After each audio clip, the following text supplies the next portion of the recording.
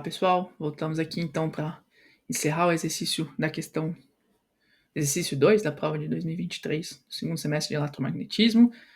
No vídeo anterior, que eu vou deixar indicado aqui, a gente resolveu os dois itens 2As, ou o 2A e o 2B, como eu chamo, que a gente calculou carga elétrica e depois calculou os campos nas diferentes regiões, nos campos elétricos.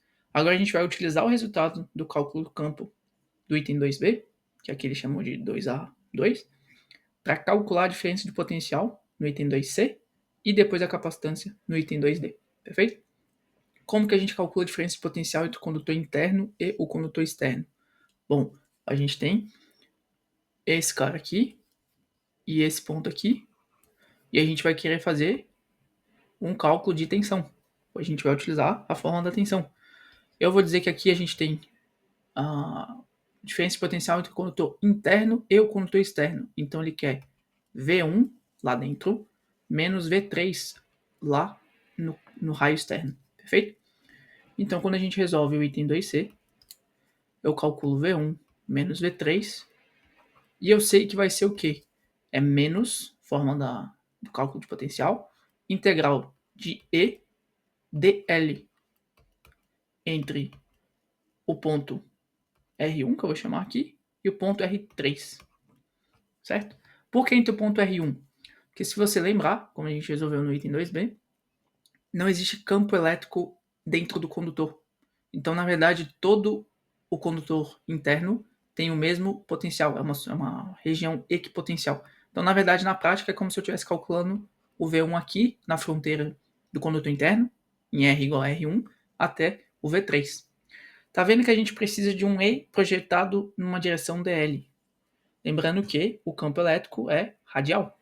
Então, eu vou pegar um DL que é também radial. Porque aí eu sei que o meu DL e o meu DR são radiais. Eles são colineares, né? Então, não tenho que levar em conta o ângulo entre E e DL. Então, na prática, isso daqui vai ser menos a integral de R1 até R3 de E dr. E aí a gente tem que lembrar que o campo tem fórmulas diferentes em algumas regiões. Eu tenho um campo para R1 até R2. Esse campo foi calculado no exercício anterior. Ele vale ρS R1 sobre ε1 Rzinho genérico dr. O negativo se aplica para as duas regiões, né? Então ele, na verdade, está aqui. O negativo vai estar aplicado em todos os cálculos de integrais. E de R2 até R3, a gente tem ρS R1 sobre ε2 Rzinho dr. Em R igual a R3, a gente volta naquela superfície carregada eletricamente, que é um bom condutor, e aí a gente não tem campo elétrico, perfeito? Então aqui para resolver, o que a gente faz? A gente tem igual. Todos esses termos são constantes, então tem menos ρS R1 sobre ε1. Integral de dr sobre R é ln dr, aplicado de R1 até R2. Então isso fica na prática ln da divisão do raio maior sobre o raio menor.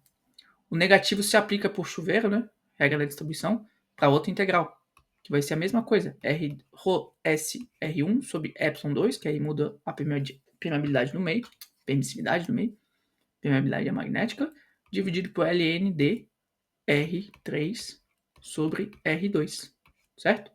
Esse é o cálculo correto. A resposta aqui, o que ele vai fazer? Ele vai colocar o... Não, essa é a forma correta. V1 menos V3 é menos a integral de R1 até R3, certo? No gabarito que eu tenho, ele colocou R1 até R3. Não, tá correto. Perfeito? Eu posso colocar o negativo para dentro aqui do sinal. E aí eu vou colocar ρS R1 sobre ε1 vezes o ln de R1 sobre R2, mais eu inverto, eu ponho o negativo para dentro, né? Na verdade é como se eu estivesse invertendo o sinal do logaritmo. É uma propriedade de inverter a divisão, eu inverto o sinal, com o negativo que está lá na frente, eu volto a ter tudo positivo, né? ln de R2 sobre R3. Perfeito? E esse daqui, então, é o cálculo da diferença de potencial entre V1 e V3. Faz sentido que seja negativo? R1 é menor do que R2, R2 é menor do que R3. Esse cálculo aqui daria negativo, se eu tivesse números, né? Faz sentido? Sim, por quê? Eu calculei V1 menos V3. O campo é radial para fora, então V1 menos V3 tem que ser negativo. Porque, na verdade, eu tenho um campo que vai de V1 até V3. Ele vai do maior potencial para o menor. Ele vai do menor. Aqui eu estou calculando do menor potencial para o maior, então tem que ser negativo, porque o campo ele vai ter que sair de V1 para V3. Perfeito? E agora calcular a capacitância. Bom, cálculo da capacitância no item 2D, que ali não está no enunciado da questão, né? No item 2D, capacitância é calculado como carga sobre tensão. Certo? A capacitância aqui, ele não falou de qual ponto, né? Mas eu vou calcular a capacitância de todo o cabo. Então, na verdade, aqui eu vou pegar toda a carga contida dentro do cabo. E quais são os limites do cabo? V3 menos V1. Certo? Se eu pegar a diferença de potencial entre a superfície mais externa e a mais interna, que aqui vai ser V3 menos V1, mas é o V1 menos V3 negado, né? Eu vou calcular toda a tensão que existe dentro do cabo, né? Só qual que é a carga dentro do cabo? Bom, quando eu chego em V3, a gente viu isso lá no cálculo dos campos elétricos, eu tenho a densidade que foi feita de forma a anular a carga contida dentro do condutor interno. Então, toda a carga que eu tenho, na verdade, é a carga do condutor interno. Porque eu começo a me aproximar do raio 3, eu continuo tendo só essa carga dentro. Quando eu chego em R3, que eu estou naquela folha carregada, né, a casca cilíndrica, a carga que está contida nessa casca cilíndrica anula toda essa carga aqui em verde. Então, no exato momento que eu toco R3, eu não tenho mais carga total dentro do dispositivo. Até este ponto, toda a carga que eu tenho é a carga contida no cilindro interno R1, até R1. Então, toda essa carga foi calculada no item 2A. Ela vale ρS vezes 2π vezes o R1 vezes uma altura de 1 metro, por isso que ele colocou o metro de novo. Então, é o mesmo resultado do item 2A. E a diferença de V3 menos V1 vai ser o contrário dessa expressão, porque essa expressão era V1 menos V3. Certo?